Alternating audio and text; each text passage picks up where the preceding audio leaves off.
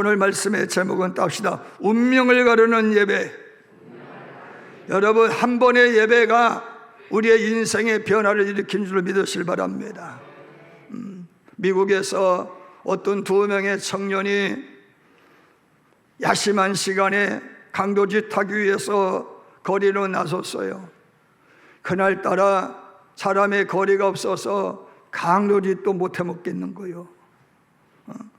그때 한 사람의 눈에 현수막이 보였는데 죄삭은 사망이라고 하는 현수막이 보였더라, 그런 말씀이 있죠. 그래서 그 사람이 우리 친구에게 말을 하는 거예요. 그러지 말고 우리 저기 가자. 죄삭은 사망이라고 쓰여있는 저 예배당에 가보자. 쓸데없는 데지 마. 우리가 뭐하러 나왔냐? 강도도 태러 나왔잖아. 그러면 목적을 잃어버리지 말고 강도도 태야지. 예배당에 가면 되겠냐? 그 사람은 강도를 타러 가고, 그 사람은 예배당에 가서 죄삭시 사망이라는 말씀을 들어가면서 은혜를 흠뻑 받아서 회개하고 새 사람이 된 줄로 믿습니다. 할렐루야.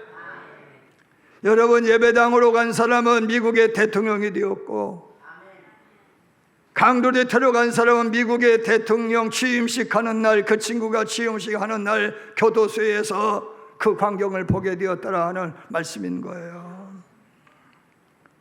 여러분, 인생의 승패가 예배에 있다라고 하는 말씀인 거예요. 이 세상에는 2 종류의 교회가 있고 2 종류의 성도가 있어요. 첫 번째로는요, 변화교회라고 하는 메타교회라는 교회가 있어요. 변화. 이 변화교회의 롤모델은 사도행전 2장에 나오는 오순절 날에 성령 받고 변화된 120문도가 개척한 초대교회이죠. 성령으로 거듭난 초대교회와 성도들의 신앙의 목표는 뭐요? 예수의 부활을 경배하고 찬양하는 거예요. 사도들에게서 배운 예수의 가르침을 실천하는 것인 거예요. 복을 받는 게 목적이 아니라 예수님을 드러내고 예수님의 부활의 예수님을 찬양하는 거예요. 구속하신 그 예수님을 경배하는 거예요. 할렐루야. 서로 사랑하는 말씀을 기억하면서 사랑하기 위해서 힘썼더라, 그런 말씀이 있는 거예요. 예수님이 원하는 게 뭔지를 되새김질하기 위하여서 늘 모여서 사도들의 가르침을 받았어요. 그리고 기도했어요. 그리고 전도하면서 한 상에서 먹고 마시는 한 가족의 모습으로 서로를 섬겼더라, 그런 말씀인 거예요. 그럴 때의 교회는요 3,000명으로 늘어나고 5,000명으로도 늘어나고. 할렐루야. 사랑하는 여러분, 여러분의 신앙의 관심사가 복을 받는 것이면 되겠어요. 부활의 예수님을 찬양하고 축하하고 기념하는 것, 그 예수님 말씀대로 사는 것이 여러분의 신앙의 목적이기를 주님으로 축원합니다. 그러기 위해서는요 변화되어야 되는 거예요.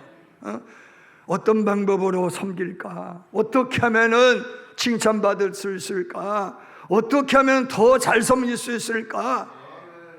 오늘 밥을 할 때에도 어떻게 해야 더 맛있는 밥을 먹일 수 있을까? 아멘이 없네. 뭐를 해도 어떻게 꽃을 꽂아야 더 교인들이 보고 은혜를 받을 수 있을까? 할렐루야. 청소를 해도 어떻게 하면은 더 은혜로운 예배당으로 우리가 변모시킬 수 있을까? 할렐루야. 여러분, 부흥하지 못하는 교회의 원인 중에 하나가 뭔고 하면은요 전통을 고수하는 거예요. 전통. 물론 전통도 중요해요. 야곱이 외삼촌 라반의 집에 떡 도착을 하고 보니까 눈에 쏙 들어오는 여인네가 있었으니 이름하여 라헬이었더라. 아리따웠다라고 성경은 말씀하고 있습니다. 그에 비해서 그의 언니인 레아는 조금 눈이 어두웠다라고 말씀하고 있는데 동생만 못했다, 그런 말씀이죠. 사람은요 다 이쁜데 꽂게끔 돼 있어. 사내라면 다 마찬가지 아니겠어요? 그래서 뭐니 해도 눈이 가네 눈이 가요. 누구에게로 눈이 갔어요? 나에게로 눈이 가가지고 7년 동안 종살이 해가면서 그 여인을 얻기 위해서 7년간의 노동의 삭스를 제공하고 마침내 결혼식을 올리고 결혼 초야를 보내고 아침 새벽빛 받아서 옆에 있는 여인네를 딱 보니까 라헬이요 레아요? 레아야. 깜짝 놀랐어. 여자가 바뀌어버렸어. 큰일 났네. 이게 무슨 일이요? 내가 술 취해가지고 그랬나? 정신 나가서 그랬나? 무슨 일인지 알아보니까 이건 외삼촌 라반의 장인어른의 꾀요, 꾀. 따져 물었어요. 삼촌, 장인어른, 어떻게 이런 일이 있을 수 있습니까? 그때 우리 텔레비 프로그램이 나온 거예요. 어떻게 이런 일이. 그때 라반이 천연들어서 이렇게 말을 해요. 우리 고장의 관습은 형이나 언니를 먼저 시집 장가 보내고 시집 보내는 법이 없다네. 형이 먼저 가야 되고 동생이 먼저 가야 된다, 그런 말씀인 거예요. 전통이라고 하는 것은 바꾸기가 이렇게 어렵다라고 하는 거예요. 그 전통이 뒤바뀌어지면은 콩가루 집안이라는 소리를 들을까봐 라반이 겁나가지고 자기 사위들 놈을 등쳐먹었다, 그런 말씀인 거예요. 여러분, 오래된 교회일수록 어려운 게 뭐예요? 전통이 고착화되어 있는 거예요. 그 뭘 좀 바꾸려고 하면 못 바꾸게. 이것이 좋은데, 여기가 좋은데. 전통은요 바꾸기가 힘들어요. 그러나 초대교회 성도들은요 회당에서 예배를 드린 적이 있지만 변화를 두려워하지 않는 거예요. 할렐루야. 보다 좋은 예배 드리기 위하여, 보다도 하나님의 말씀을 실천하기 위하여 변화되는 걸 두려워하지 않는 거예요. 할렐루야. 여러분의 인생도요 변화를 두려워하면 안 돼요. 아멘입니다. 두 번째 교회는요 대형교회로 불리는 메가교회가 있어요. 메가처치, 메가교회가 있어요. 대형교회예요. 대형교회. 이 대형교회의 롤모델은 예루살렘 교회죠. 예루살렘 교회. 예배를 빙자해서 성도의 수를 부풀리기에 급급한 교회, 희생 없는 축복만 축원하는 교회, 하나님에게 집중하지 않고 예배의 순서 맡은 사람들에게 집중하는 예배. 여러분, 교인도 두 종류가 있어요. 어떤 교회는요 경배를 목적으로 하는 예배는 등한시하면서 자꾸 봉사만 말을 해. 봉사. 그러나 중요한 것은요 믿음이 있다는 것은요 사랑한다는 거예요. 어떤 분은요 믿음은 있는데 그런데 행함이 없는 사람도 있지만은 행함은 있는데 또 뭐가 없어요?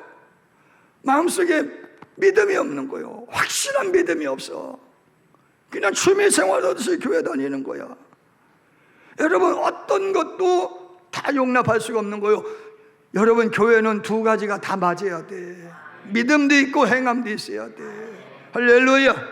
하나님을 사랑하면 누구를 사랑해야 돼요? 이웃을 사랑해야 되는 거예요. 할렐루야.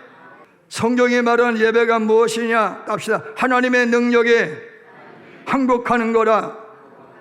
하나님의 능력에 항복하는 거예요. 예배가 뭐냐고 물으신다면 나는 이렇게 말하겠어요. 하나님에게 항복하는 거라.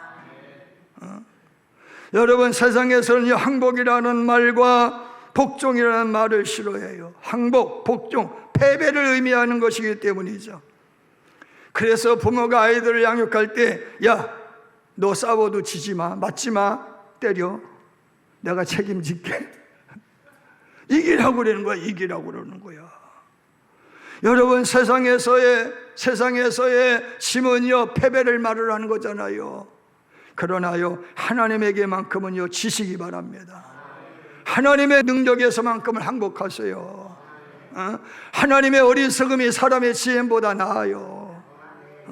하나님에게 순종하고 복종하는 것이 예배의 기본이다, 그런 말씀인 거예요. 왜? 이 종이장 한 장은 힘이 없어. 그러나 벽에 딱 붙어 있으면 힘이 생기는 거요. 할렐루야. 이런 것처럼 약한 우리지만은 하나님의 능력에 붙들리면은 우리는 힘이 생기는 거라, 그런 말씀이요. 내가 하나님에게 붙들려 있으면, 붙어 있으면, 나는 약하지만 내가 붙어 있는 그게 강하기 때문에 능력 출신에서 못할 것이 없다라고 하는 말씀인 거예요. 할렐루야. 여러분, 이런 의지로 예배할 때 하나님에게 붙어 있으려고, 하나님을 의지하려고 예배할 때에요, 하나님은 여러분의 복을 주시는 줄로 믿으실 바랍니다. 사사기 17장 6절에 의하면 사사들이 다스리던 시대의 사람들은 왕이 없으므로 사람마다 자기 소견에 좋을 대로 행하였다라는 말씀이 나와요. 자기 좋을 대로 행하였다, 내 생각대로 살았다, 그런 말씀인 거예요. 모세가 준 율법대로 살지 않고 자기 감정대로 살았다, 그런 말씀인 거예요. 그래서 그들은 가나안의 사람들이 바알을 섬기고 아스라를 섬기니까 더 많은 신을 섬기면 더 잘 될 줄로 알고 하나님도 섬겨가면서 바알을 섬기고 아스라를 섬겼는데, 바알은 어떤 신이냐? 다산과 풍요의 신이고 번영의 신이요. 바알을 섬기면 더 번영하고 잘 될 줄 알고 바알을 섬겼어요. 아스도롯은 뭐냐? 바알의 배우자요, 바알의 아내가 아스도롯인 거예요. 이 아스도롯은요, 에베소의 아데미 신처럼요, 생명을 공급하는데 큰 유방을 가지고 있기 때문에요, 다산을 상징하는 거예요. 거기에다가 성적 쾌락을 추구하는 신인 거예요. 여러분, 이들이 그 당시에 이들은요, 보다 많은 것을 움켜쥐려고 보다 즐길 거리를 위하여서 바알을 섬기고 아스라스를 섬겼다, 그런 이야기예요.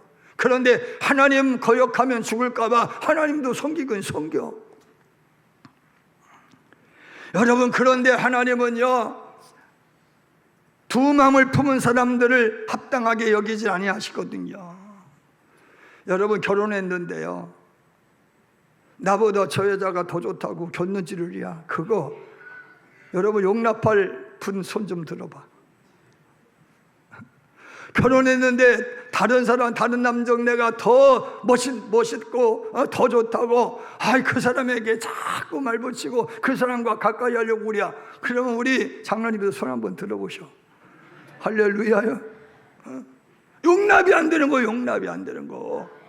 그러니까 하나님이 정신 차리게 하려고 어떻게 하셨느냐? 블레셋이라는 민족을 통해서 수탈과 심탈을 계속 반복하게 하셨어요.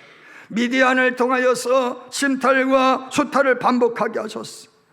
도저히 블레셋 사람들이 이겨낼 장사가 없어요. 왜냐하면요, 이스라엘은 아직까지 청동기, 구리로 된 무기를 갖고 있는데 블레셋인들은요, 철로 된 무기를 갖고 있었어요. 싸워서 안 되는 거예요. 그리고 이스라엘에게는요, 이렇다 할 장군이 없는데 블레셋에게는요, 골리앗과 같은 명장들이 있는 거예요. 용장들이 있는 거예요. 안 되는 거예요. 여러분, 결국에는 엘리 사장의 두 아들 홈리와 비니아스가 블레셋과의 전쟁터에 벗개를 들고 나갔지만은 역시 패배하고 벗개도 빼앗기고 결국에는요, 3만 명의 보병도 완전히 전멸하고 말았어요. 희망이 없는 상태가 됐다, 그런 말씀인 거예요. 이래도 안 되고 저래도 안 돼. 이때 백성의 원로들이 사무엘에게 찾아왔어요. 당시에 사무엘 선지자는 엘리 제사장 이후에 사울왕이 등장하기까지 77년 동안 나라를 다스렸는데, 백성들의 눈에, 백성들의 마음에, 생각에 하나님은 사무엘 선지자님의 기도는 다 들어주셔. 우리 양준수 목사님 기도는 다 들어주셔. 그렇게 믿음이 갈 정도로 하나님이 응답해 주셨다는 거예요. 그래서 최북단이었던 단에서부터 최남단인 브엘세바에 이르기까지 사무엘 선지자가 선지자인 것을 다 알았다, 그런 이야기예요. 어린아이도 다 알았어. 할렐루야. 그렇기 때문에요, 원로들이 찾아와서 우리를 위하여 제발 기도 좀 해달라고. 왜? 당신의 기도는 들어주시니까. 그래서 사무엘 선지자가 알았는데 너의 마음에서 바알과 아수라수를 버리고 여호와만 섬겨라. 탐욕의 우상을 버려라. 쾌락의 우상을 버리고 오직 영과 진리로 하나님만 예배하라. 할렐루야. 그리하면 내가 너희를 위해서 기도해 주마 그랬어요. 그래서 그들은 미스바의 사람들을 모아놓고 예배를 드리기 시작했어요. 어떻게 예배했어요? 물을 기르다가 여호와 전에 드렸다고 했는데 그 물 가지고 목욕제게 해가면서 마음에서 쾌락과 마음에서 탐욕을 제거해버리고 오직 하나님을 향한 경배 예배를 드린 줄로 믿습니다. 거룩을 회복하겠다라고 하는 각오로, 하나님의 영에 순종하고 항복했다는 각오로 예배한 줄로 믿으시길 바랍니다. 바로 그때 하나님의 역사가 시작했다는 거예요. 어떤 역사가 시작이 됐느냐? 하나님이 숨겨놓은 비밀 병기가 나타났으니 그게 뭐예요? 자연현상이요. 천둥과 내성이 치면서, 본래 군대들의 머리 위에 천둥이 치고 내성이 번쩍이니까 정신이 나가서 지들끼리 쌈질하다가 후퇴를 거듭했는데 미스바 남쪽 13km 아래에 위치한 백갈까지 후퇴했다고 말씀하고 있어요. 이때까지 이겨본 적이 없는데 처음으로 이긴 거예요. 여러분, 이 사실에 대하여 너무너무 기뻐가지고 미스바와 센이라고 하는 곳 사이에 기념 비석을 세워놓고 에베네셀이라, 여호와께서 여기까지 우리를 도우셨다 라고 하는 기념 비석을 세웠다라고 하는 거예요. 여러분, 이스라엘 운명이 획가닥 바뀌어버렸어요. 왜? 예배 잘 드려서 그렇다고 이야기해요. 1940년 2차 대전 당시에 영국군 33,500명이 독일군에게 쫓겨서 프랑스 북부의 조그만 항구 도시였던 덩커크 항만에 포위되어 있었어요. 육지에는 독일군의 기갑부대가 위치해 있고 공중에는 독일의 전투기들이 계속해서 폭탄을 투하하고 기총소사가 계속되고 있고, 바다에는 독일군의 잠수함 유보트가 영국군의 군함과 그리고 함선을요 다 철통 방어하고 있는 거예요. 이때 영국군 33만 5천 명은요 몰살당할 위기에 처해 있었더라 하는 말씀인 거예요. 영국이 여기에서 영국군이 패배하면 유럽의 전체가 나치의 수중에 들어가게 되는 거예요. 사면 초가의 위기에 있는 바로 그때 영국 황실과 윈스턴 처칠 수상이 온 교회와 온 교역자와 성도들과 예수 믿지 않는 국민들을 향하여서 33만 5천 명의 귀환을 위해서 기도해달라고 부탁을 했어요. 그리고는 전 국민이 존경하는 윌리엄 템플이라고 하는 주교에게 설교를 부탁을 하고, 이 윌리엄 템플 주교가 국민을 향하여서 라디오 방송을 통하여서, 여러분, 지금은 우리 온 국민이 전능하신 하나님께 예배해야 될 때입니다. 여러분의 마을에서 주일에 예배당 종소리가 울려 퍼지면 어른으로부터 시작하여 어린아이까지 한 명도 빠지지 말고 모두 예배당으로 달려가십시오. 지금은 온 민족이 함께 예배해야 될 때입니다. 지금은 온 민족이 전능하신 하나님의 손에 붙들려야 될 때입니다. 지금은 온 국민이 전능하신 하나님께 무릎을 꿇을 때입니다. 영광스러운 하나님의 뜻을 발견해야 될 때입니다. 지금은 예배에 승리해야 될 때입니다. 외쳤어요. 그리고 주일이 되었어요. 온 국민이 예배당에 나와서 어린아이와 어른들이 남녀노소 할 것 없이 다 전능하신 여호와 앞에 예배하게 된 줄로 믿으시길 바랍니다. 군인들이요 싸움을 멈추고 오직 예배에 집중했어요. 그럴 때 역시 하나님의 비밀 병기가 나타났으니 폭풍우가 몰아친 거요. 윈스턴 처칠 수상도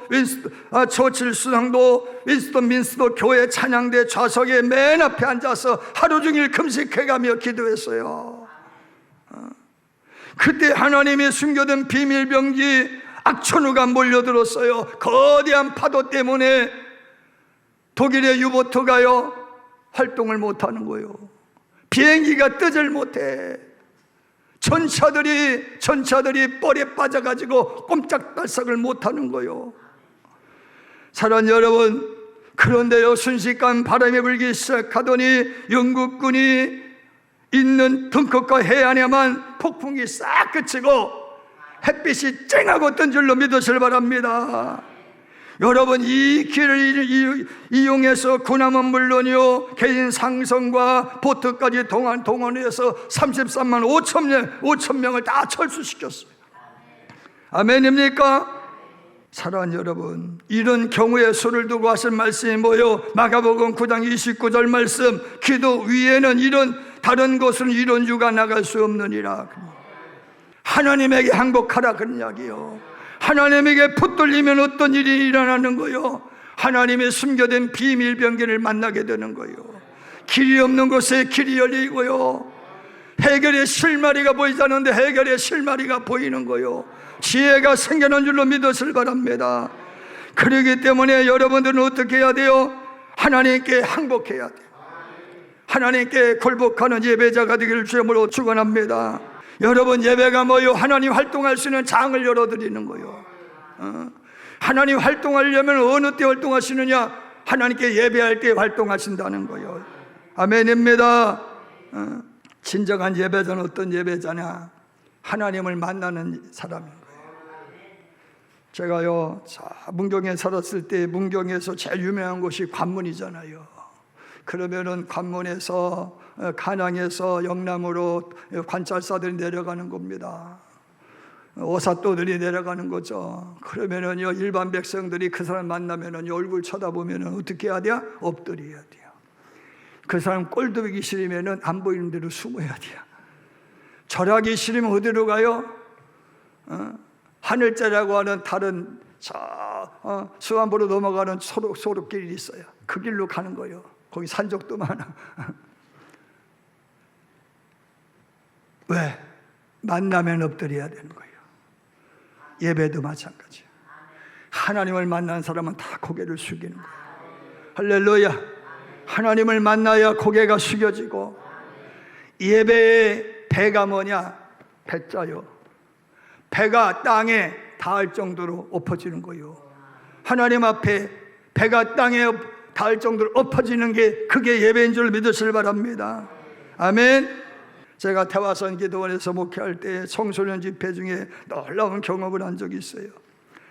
강사님, 목사님이 아이들에게 이렇게 말을 했어요. 여러분, 병아리에 손 해보세요. 병아리에 손. 움직여보세요. 움직여보세요. 좌우로 돌려보세요. 뭐 느껴지는 거 없으십니까? 아이들이 어안이 벙벙해서 뭔데? 뭐요? 그러니까 강사님이 또 한 번 다시 해봅시다. 한번 다시 해보세요. 이렇게 해서 느껴지는 거 없습니까? 아유, 목사님 뭐 하는 거요?